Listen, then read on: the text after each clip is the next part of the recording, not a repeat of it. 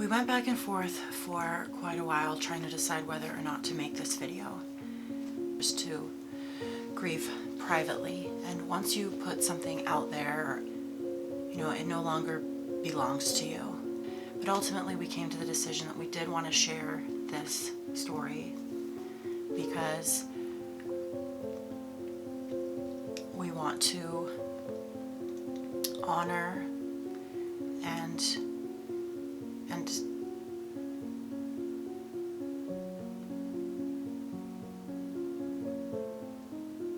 give a tribute to our son.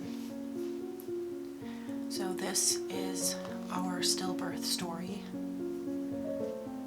of Walter Michael Heathcliff Olson. He was born on September 17th, 2020, to a family that wanted him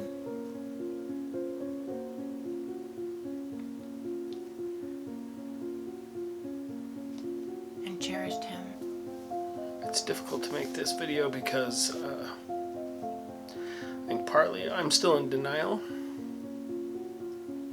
that this happened to us and that I've lost my son, and it's still very raw and emotional, and it's personally not something I'm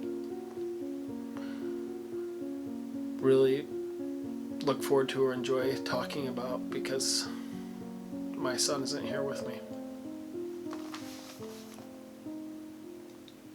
So we took, we felt like if we didn't talk about it, that it was like we were just ignoring it. You know, when we thought about it, we spent, the past 6 months making videos where I was pregnant and talking about this soul, this beautiful soul that was going to join our family. We made plans for him. And so made these calculated decisions about what to do when he came, and we just couldn't pick up and keep going. And we have all these memories, and we couldn't just pretend like it didn't happen. Like we didn't feel like that was right or honored him and our plans. Yeah, I think we'd made, for 9 months, he was our little miracle baby that we hadn't planned for, and it just happened. And just like that, we had made all these plans, and we had everything figured out for when he got here, what we were going to do when he arrived, and the plans going forward, and kind of, our whole world revolved around having him here and planning our life around that. And so to abruptly have that disappear, and it's left a huge gaping hole in our lives, and the devastation has been impossible to describe, because I don't think it would be fair to Walter or our living children to just hide away. And we want to respect Walter in making this video and talking about how much we miss him and how important he was to us and how much he still means to us, because he is a part of our family. Well, the thing is, people talk about how strong you are and getting through this and living through this, but the thing is, you don't have a choice. We don't have a choice. We have 4 incredible children, and as much as we don't want to live through this, as much as we don't even want to continue, getting up out of bed every morning and taking care of all the mundane tasks that every day requires, like, the truth is we have children that have to be taken care of, so we don't have a choice to wallow. And this was part of our difficulty in deciding whether or not to make this video, is because what you see is what we choose to put out there, and we don't, it's curated and it's edited, and we want to make this video and talk about what happened and be able to talk freely about it in the future, because is a part of us. We no longer have 4 children, we still have 5. We have 5 children and one of them is in heaven. And we have to go on, and when you see us going on and doing things with our children, it's because we want them to know that they are loved, that even if we feel broken, that they are just as important as this one little life was as well. So we have to go on. Everything was perfect. Everything was fine. My pregnancy was fine all the way up until the end. There were no signs, there were no symptoms, there was no bleeding, there was no pain. In fact, we went on a date the night before my C-section and we watched the sunset, and we went and got hamburgers, and it was beautiful, and we had no indication that anything had happened. But when we went in the next day for the C-section, my uterus had ruptured. Walter was a little miracle, and the whole pregnancy was a miracle. And I think that's one of the hardest things to reconcile is we had been given this blessing and how it was just taken away from us. And that, I think, is the hardest thing to deal with. When Catherine was going in for the C-section, I was waiting to go into the operating room and expecting to deliver our little boy, and the nurses came in and told me I had to wait, and that's when we really knew something was wrong. They told me there was a complication and that I just needed to wait, and it was about an hour later that they brought my little boy into me, lifeless, and my whole world crumbled, and I lost my son, and the nurses told me that it was a miracle that Catherine had survived. I do have several friends who have lost children, and I think about how many times I said, I thought, and then I said that was something that I could never survive, and that's how I feel. I feel like I can't survive this.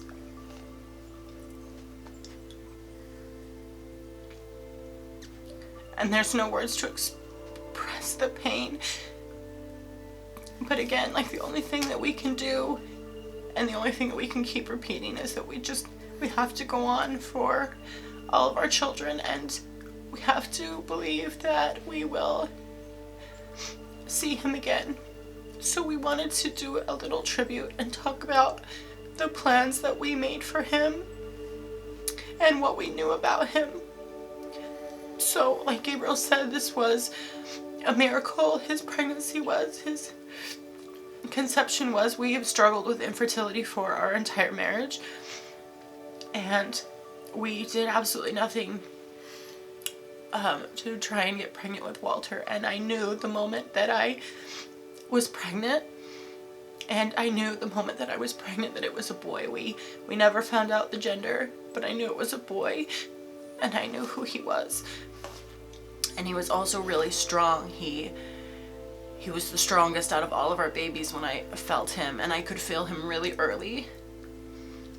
And a lot of my babies would stop kicking when somebody would put their hand on my stomach and try and feel for it, but not him. He always kept kicking, and everybody had a chance to feel him and talk to him when he was inside me, and get to know him that way a little bit. I just remember the night before I put my head on your stomach to say hello to him, and he kicked me. And he pushed against my ear.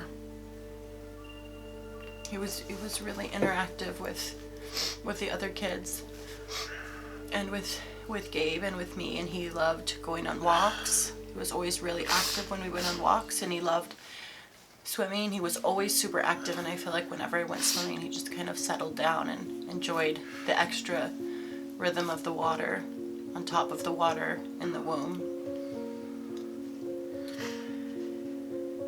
He got to travel with us a little bit. He got to go on a road trip with us, which is really important, of course, because we always traveled. And And so at least we did get to do that with him. And we made a lot of plans with him. When we went on a road trip, we drove through Missouri and we found this schoolhouse that was for sale, and it had tons of rooms. I mean, it was a schoolhouse, and we talked about which room that he would be in. And we talked about what we would do in that house with all 5 of our children, and where they would play and how they would play and what they would do. We had planned for that. We've had 4 kids. We were truly excited to be kept up at night. We wanted to hear the baby cry. Claire was going to be the first child to hold him. She staked that claim, and that was going to be what she was going to do. Molasses was going to be a big sister. He was going to fill up the last seat in our car. We weren't going to have any more space for another child unless we bought a different car. We were planning on him and Molasses, since they were the youngest, that they would share a room, and then Claire would have her own room. Widmore had made plans of all the things that he was going to teach him. He was going to be 9 years older than him, but he was going to teach him how to use a pocket knife and how to swim.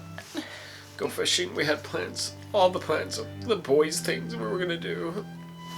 Widmore lives with 3 sisters, and he was so excited to have a little brother to teach how to be a boy and do all the boy things with. We bought him Halloween pajamas and Christmas pajamas. These are just some of the things that we just briefly had been thinking about. Of course, we had long-term plans as well, and we planned on living our whole lives with him. So there's just a lot of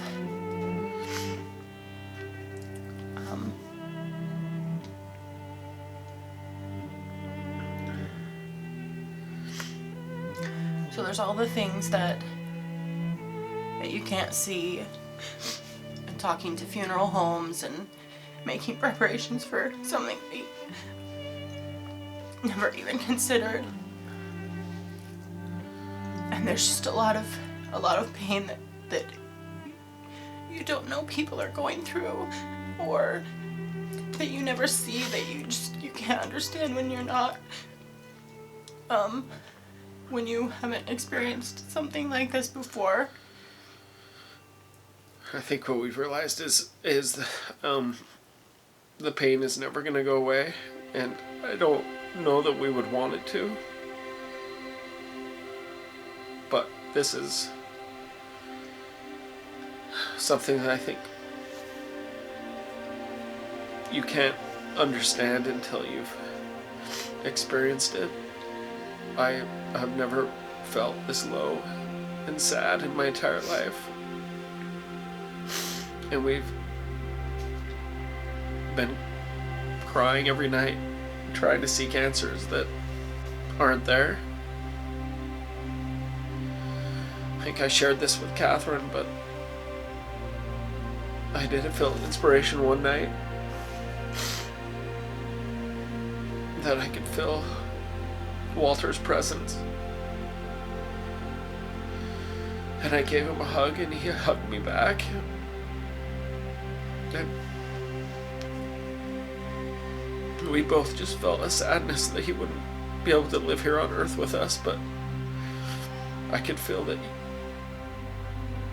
I could feel his love for us, and I don't know if that makes me feel better, but I know he's waiting for us. I want him to see our family and know that I'm still trying. I want him to see the mother that he didn't get to have. As new parents, when you have a new baby in the home, there's just small sounds all the time, just little rustling of clothing and little grunts and small sounds, because you always are listening for those small sounds. And so nighttime is the hardest because there's nothing to pierce the darkness. There's no small sounds, and when you wake up in the middle of the night, your body still thinks that there's something to hear, but there's not. The silence has been one of the hardest things for sure. That, and we have a 2-year-old who's rambunctious and rowdy and needs love and attention, and she looks exactly like Walter. In the hospital, we were able to hold him for about 12 hours and spend time with him and look at him and cry over him. And we're just waiting the whole time for him to wake up. Yeah, he just looked like he was just sleeping. I held him on my chest, and he just looked like he was asleep. Just our little angel baby. And I think for me, I think this video is going to be important because we have to keep things upbeat and happy for our living children. And I want to be able to look back and see how painful this was. And I want to look back and see how much this hurt, because it hurts really bad. We can't possibly say the words to express how we feel, and we can't possibly convey all the things that we even want to convey, all the memories we have, or all the pain that we have. It's hard to even say what we're saying, and honestly, it's memory. Grief affects your memory so much. I feel like I lose time all the time. I even said last night, like, I don't know what happened today, and this isn't like a oh, the day just went by so fast. It's just like I don't feel present. I don't feel like I know what's happening moment to moment. So this is just a small, minuscule video to just capture this insurmountable grief that just can never be. It just can never be overcome. It just can never be. And I think at this point we're just trying to figure out how to move forward and how to not even move forward, but continue with this. How to go on. Yeah. Just how do we go on with a life that looks the same from the outside, but everything is just drastically changed. Everything has changed. So nothing's the same, and it never will be the same. And how many times, like, it hasn't even been 2 months, and we've already been asked so many times, are we gonna have a brother for Widmore? Or are there any more children coming? Or, you know, Molasses is 2. Do you think you'll have any more? Like, it's never gonna stop. Everybody from the outside will never know the horrible, horrendous nightmare that we've been through. And those questions will just never stop.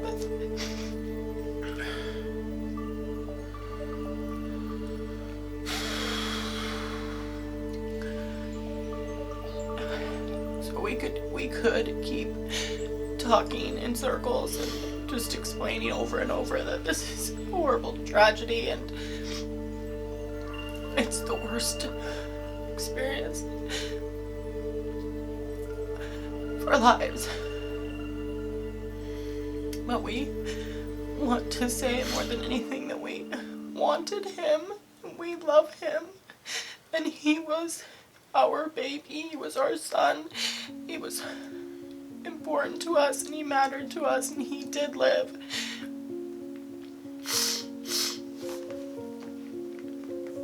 And he was our 5th child. He is our 5th child. And we have 5 children. And we will do our best to try and be worthy of how perfect he was.